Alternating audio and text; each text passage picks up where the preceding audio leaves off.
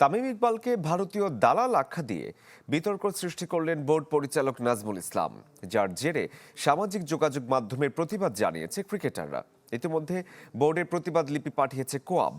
আইনানুগ ব্যবস্থা নেবার ইঙ্গিত তামিম ইকবালের, আর নাজমুল ইসলামের বিরুদ্ধে ব্যবস্থা নিচ্ছে বিসিবিও।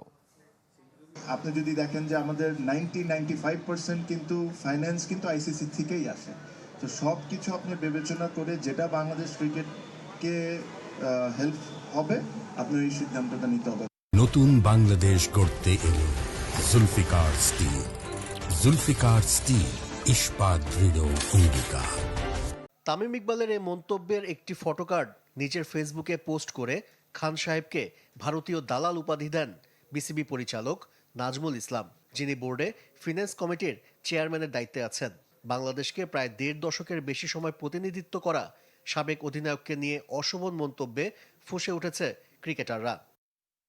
তাসকিন আহমেদ, তাইজুল ইসলাম, মুমিনুল হক, রুবেল হোসেন, মোহাম্মদ সাইফুদ্দিনরা কড়া সমালোচনা করেন। তামিম ইকবালকে অসম্মান করায় প্রতিবাদ করেছেন তার বড় ভাই নাফিস ইকবালও।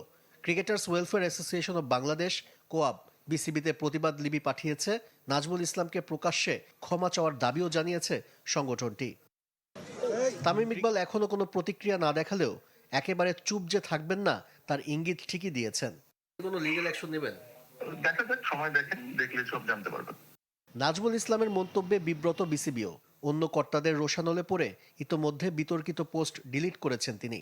তার কয়েক ঘন্টা পর নিজের ফেসবুকে আবার একটি পোস্ট করেছে নাজমুল ইসলাম, যেখানে তামিমের বিরুদ্ধে ভারতীয়দের পক্ষে ব্যাট করার অভিযোগ এনেছেন তিনি।